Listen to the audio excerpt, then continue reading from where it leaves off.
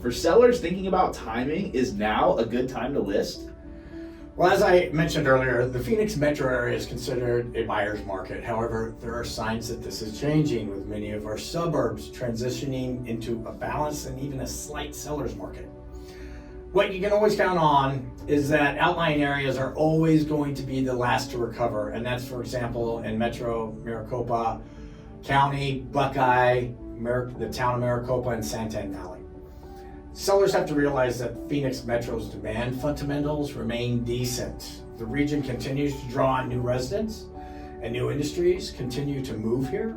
Additionally, if you've owned your house for at least 5 years, there's plenty of equity for you to, as a seller, to recoup. Yeah, there's more inventory out there, but if your home is in very good condition, in a desirable location, and priced correctly, you likely still have buyers in these homes still. Troy, great insight. Let's talk about international interest now, specifically Canadian buyers and sellers. How has the Canada to US dollar exchange rate impacted activity in the market?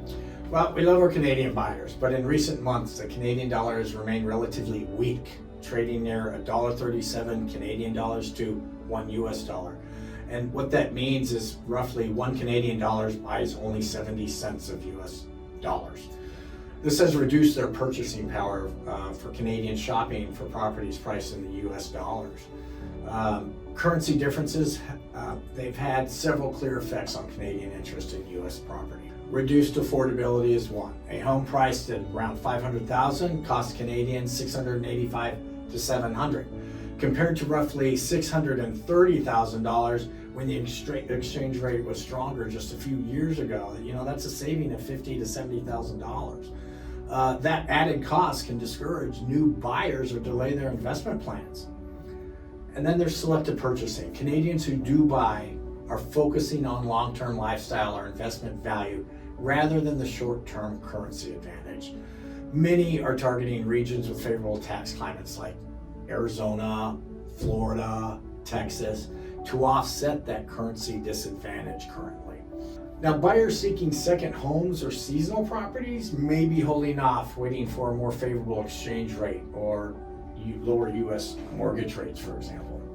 But let's talk about a minute about sellers, because Canadian sellers have a lot of homes, especially in the Phoenix metro, that bought 5 years ago when the currency rate was favorable for them to buy. And now with a higher, weaker dollar or Canadian dollar, if they sell it, they've gained all that appreciation since they purchased the home. And now when they sell it, they have a higher US dollar value that they take home, which buys more Canadian dollars because the exchange rate's so weak. So being a seller buying in this market right now is great. So buyers, you're always going to have the buyers that are going to want to buy just because of lifestyle and just they need to get out of the cold, regardless of the exchange rate. But sellers, this is a great time to be selling. Drew, despite the currency headwind, Phoenix continues and will always continue to attract Canadian buyers, particularly those who are purchasing for lifestyle rather than speculation. Many of them see Phoenix as a long-term value play, a place with consistent population growth and job stability, affordable property taxes compared to many Canadian provinces where the taxes are much higher, year-round sunshine and easy access from Western Canada. We have so many direct flights out of major cities in Canada directly into Phoenix Sky Harbor Airport. What advice would you give someone considering moving to the area? With every client of mine, being a realtor, I like to determine their needs and lifestyles. Everybody likes different things. So there are so many great neighborhoods throughout the Phoenix metro area that I want to match their lifestyle and their needs with a neighborhood appropriate to meet their needs and wants. If a client is looking for a flat, friendly neighborhood with lush landscaping that kind of reminds them of the Midwest, and is not so deserty, and is in close proximity to anything you could desire or willing to spend, and you're willing to spend probably at least $800 is where the entry level is, knowing they can't overbuild for that neighborhood if they did buy an $800,000 home, then Arcadia and its many neighborhoods is the place. That's awesome. That's awesome. So, are there any hidden gems or favorite restaurants you have within Arcadia or Arcadia Osborne? Oh my gosh, I've lived here now for 7 years, and I still haven't been everywhere. There are way too many to name and they're all within 5 to 15 minute drive. Yeah. Like I said, I've lived here for 7 years, and I'm still finding new places. But some of my favorites, if I have to name a few, happen to be all the Sam Fox concepts, like the Henry, Olive and Ivy, Dobert, and Thea, which is a rooftop Mediterranean restaurant bar with some of the best views in all of Phoenix on top of the Global Ambassador. But lastly, if you love patio dining, you must visit Chelsea's Kitchen. And you can never go wrong with the oyster shooters, if you've never had one, at Buck and Ryder. All right, we have some quick questions to wrap up today, Troy. So, what is your favorite Arizona neighborhood to show right now? Oh my gosh, we've been talking about it all day. Well, of course it's Arcadia, but next would be all the many neighborhoods that encompass the town of Paradise Valley, right on the other side of Camelback Mountain. It has so many amazing, diverse, custom architecture that it's truly breathtaking. That's awesome. And what's the most surprising real estate trend in 2025 that you've seen? Well, let's continue with buyers. It's the first time in many years that they have the upper hand in the market. They have more homes to choose from, like we mentioned, more negotiating power, and fewer bidding wars, which is very important. And so now is the time to buy for buyers. And for sellers, pricing strategy has never been more critical.